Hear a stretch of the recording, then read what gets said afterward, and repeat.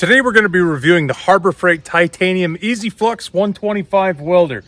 Now Harbor Freight doesn't sell professional welding gear to professional welders.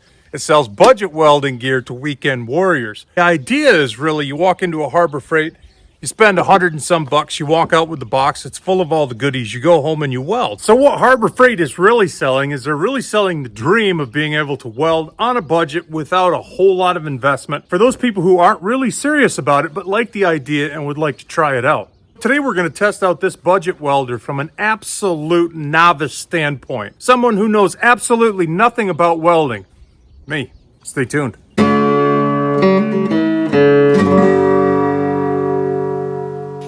That's right, I have never in my entire life laid a single bead of weld, so this is going to be a first for me, and I think the most authentic, honest way to evaluate one of these entry-level welders. So before we get started and make a mess, let me show you how I set this machine up. Now this is lovely. There's only two controls. This one is the amperage, I believe, how hot of a weld you're going to weld with, and this is the wire feed speed. Turn it up, more wire comes out faster. Turn it down, less wire comes out slower. Now inside the lid we have a little chart. It shows the thickness of the metal that you might encounter and what the settings should be on the machine. Here's where you put the spool of wire. This is the tensioning knob. Basically it just sets the tension of this spool. The wire is fed between these two rollers. Now I bought this machine used off Facebook Marketplace, so it was already set up. So I figured it was a good idea to take it all apart and put it back together. All right, now I know as much as you guys do about this. We're gonna put on our spool, put on our spacer, put on our spring, and then our tensioning knob. We're gonna feed our wire into this little guide. This is the tension adjustment. Basically all it does is it puts a pinch right here on that wire and holds onto it nice and tight, and this will feed it through. And of course, everything I know about setting this up I learned from watching YouTube videos. Now some wire is 0.030 and some wire is 0.035. Whatever wire you're using, you're going to need to make sure that the right groove is pulling that wire. There's a knurl in there. It's like the edge of a coin. It's got a little bit of texture. So the wire we're using is 030. So the 030 goes up. Turn that wire and guide it into this little channel. I'll put that guy on there. Now there's a lot of great videos out there about how to use this welder and how to set it up. I watch those videos to learn. I would suggest that you watch them too for specifics. You can see our wire feeds into the hole beyond it. We're going to close our little pinch roller. Drop over our tension adjuster. Put a little more tension on it. I don't know how much. I have no idea. Now we'll kick the machine on. This button right here is the cold feed button. That will feed our wire without the machine being ready to weld.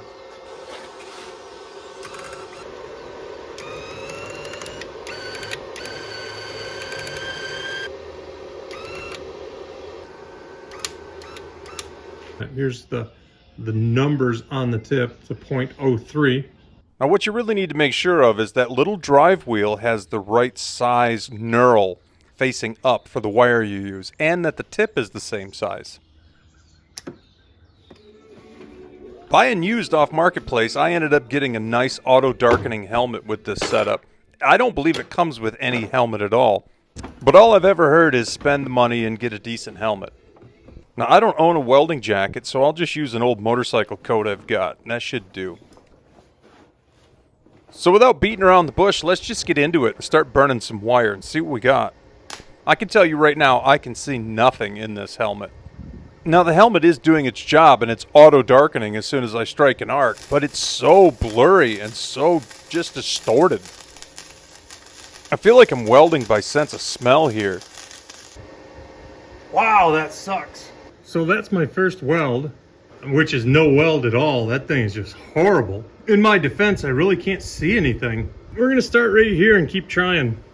Now I'm trying to move the tip of the torch in little circles like I've seen on other videos. It's not doing me any favors yet. All right, there's my second weld. which is just basically missing the groove there. It's just a big booger. All right, let's try this again. I can't see that either. So far I've made 2 attempts and they've both been horrible. Now, I don't know if that's me or if it's the machine. Hard to tell. We're going to try to make a 90-degree weld, see what happens.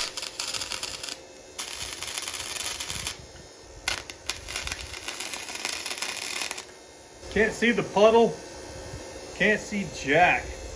Now, I have absolutely no welding experience, but ever since I bought this machine, I've been watching videos, getting ready to try this for the first time. The problem is just, I can't see anything. Well, you can see I missed the joint there. And then over here, I missed it too. And then I'm just making big clods. Frustrated, I took the welding helmet apart and found this on the glass. And it's sporting this nice protective plastic, which I don't assume is supposed to be there. No wonder I can't see crap. Well, after taking the plastic off that lens, I feel pretty stupid, but I think things are going to get better. All right, let's consider that my first weld because I could actually see it. Is it any good? Probably not. Well, that's pretty horrible. We'll try again. So this here is my first attempt, now that I can actually see, and it's not really that great. As a matter of fact, it's probably not even structured. If I dropped it, it'd probably come apart. Now, my next weld kind of resembles a weld, but it's still pretty awful. Now, this is my third weld, and it's starting to actually look like a weld. Now, I'm still having a hard time seeing, but I keep adjusting the helmet every try and lightening it up. Now, this is my fourth weld, and you can see this is starting to look like a weld, and I think it's pretty solid. This would be my fifth, and, you know, it's coming along. But this is my 7th or 8th weld. That's a good solid weld, I think. Looks good. I think that's definitely a usable weld. And of course what I'm doing is I'm just doing little circles with the welder. And with this, you know, I'm filling in quite a lot of material, taking that quite slow. I tried a couple bead-on plates on these pieces, and they turned out pretty decent. Yeah, so I'm gonna fill in this center right here in real time. Now, so far I've been welding for about a half an hour. It's been quite a mixed bag, but it's getting better every pass. I've got the auto darkening helmet adjusted to where I can see the puddle pretty well. Well, obviously it's kind of a mess down here, but towards this end, I'm kind of getting the hang of it a little better. Definitely nothing I would want to show a real welder. As you can see down at this end, I'm just basically making turd piles. And then this is, well, that looks all right to me. I'll just keep practicing until I figure it out. All right, what I have here is I have an old spring hanger from an F-150, and I've made a cut down one side. I put a weld on the other side. Now I'm going to weld this side. We'll see how that turns out. One tip I picked up watching videos that seems to be very helpful is bracing your working hand against your other arm. Hey, I think this might be my best one yet.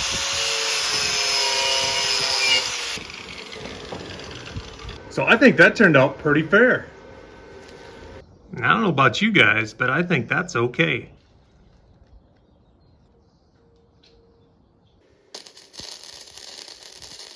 For the next 20 minutes, I just kept scabbing stuff together. Any 2 pieces of metal that weren't attached to each other, I just put a weld on them and kept trying to refine the process and getting a better idea of what I'm looking at when I'm looking at the puddle through the helmet.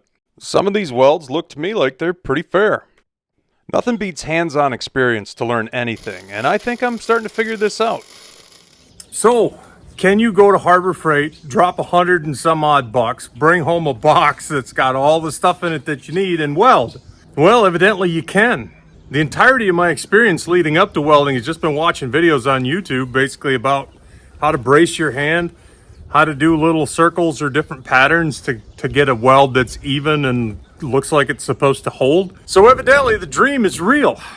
You can go to Harbor Freight, you can buy a cheap welder, you can be just a weekend warrior like myself who has no prior experience and has no insight or knowledge or training of any kind. Fire the thing up and make a passable weld. With 1 hour's worth of giving it a try, I went from this to this. And this. Is it going to take a little while? Well, everything takes a little while to learn, right? I think the machine is a good machine from what I can tell. I think it does what it really claims to do, which is get people into welding at a very bargain basement price. If I can make a decent weld with it, any one of you guys can make a decent weld with it. I think in the big picture, the Harbor Freight Titanium Flux 125, I think it's probably good money spent. I'm actually having a good time. I'm turning out passable results, and I couldn't be happier. Thank you guys so much for hanging out with me for this complete novice review of the Harbor Freight Titanium Flux 125. My name's Dave Whipple, and you've been watching Bush Radical. Be radical, eh? See you soon.